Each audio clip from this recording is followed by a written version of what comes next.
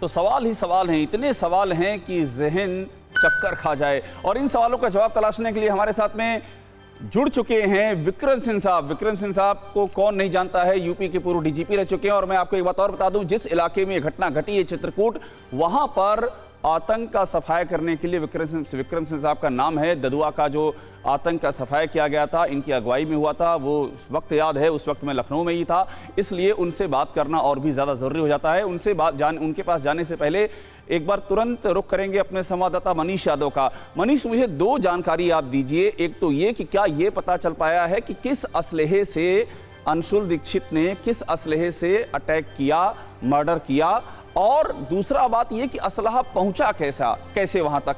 इन दो सवालों का कोई जवाब मिल पाया है क्या अभी तक?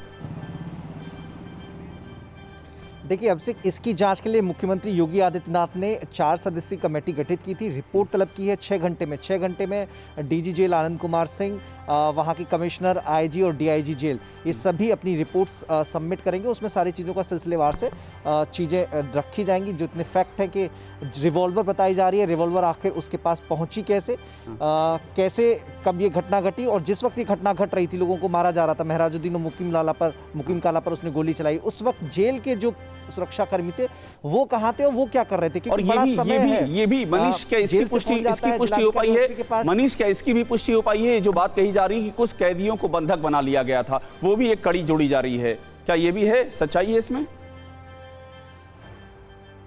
देखिए, अभी सूत्रों के हिसाब से जानकारी मिल पा रही है कि उसने कई कैदियों को बंधक बना लिया था। कई कैदी उसके निशाने पर थे। लगातार समझाने की कोशिश की जा रही थी जेल अधिकारियों से, ऐसा कहा जा रहा है। मनीष, आपको मैं रोकूंगा क्योंकि आपने जो जानकारी दी उतना बहुत पर्याप्त है हमारे लिए कि हम तुरंत चलें विक्रम सिंह साहब के पास आगे की जानकारी के लिए। विक्रम सिंह साहब, मैंने अभी जब आपका परिचय दिया तो मैंने जिक्र किया कि वही इलाका है जहां से आपकी अगुवाई में बहुत बड़े आतंक का खात्मा किया गया था। अब ये जो जानकारी सामने आई है, आपका तजुर्बा क्या कहता है? ये जो पूरी पिक्चर है, ये क्या गले उतरती है या कोई बड़ा मिसिंग लिंक है जिसको जोड़ा जाना बहुत जरूरी है? अभिषेक जी, उत्तर प्रदेश की कानून व्यवस्था और इस प्रकार के अपराध स्थिति में आपसे बेहतर आकलन और जानकारी किसी की नहीं है। ये मैं अपने अनुभव से कह रहा हूं। मैं आपको आज से नहीं, उस जमाने से जानता हूं जब आप लखनऊ में थे और अपराधियों के बारे में बहुत सटीक आपकी सूचनाएं और समाचार हुआ करते थे।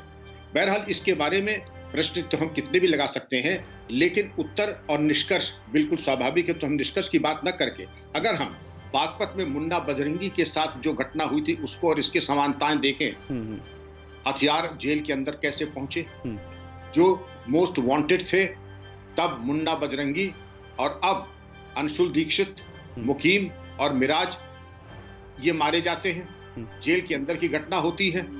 और इसमें अगर देखा जाए कि किसी एक समूह से संबद्ध कौन था और किन अपराधियों ने ये कहा था कि हो सकता है जेल के अंदर इस प्रकार की उनके साथ दुर्घटना हो जाए, तो प्रश्न पत्र का उत्तर आपको स्वतः मिल जाएगा। लेकिन इसका खुलासा करना अभी ठीक नहीं, क्योंकि वो कयास की श्रेणी में आएगा।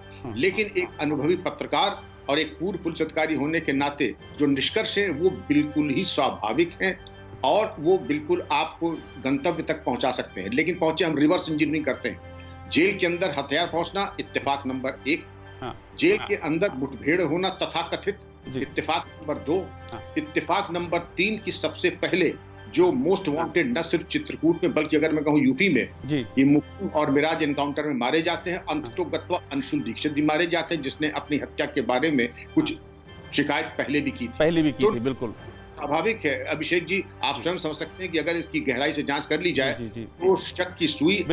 और विक्रम सिंह साहब, आपने 3 इत्तेफाक का जिक्र किया और मैं तो कह रहा हूं कि आपके सारे इत्तेफाकों को अगर जोड़ दिया जाए तो पूरी कड़ी बन जाती है, और इसी कड़ी को खोल दिया जाए तो शायद ये पूरी कहानी क्लियर हो जाएगी। फिक्र आपकी, सोमवार से शुक्रवार रात 9 बजे सिर्फ TV9 भारतवर्ष पर।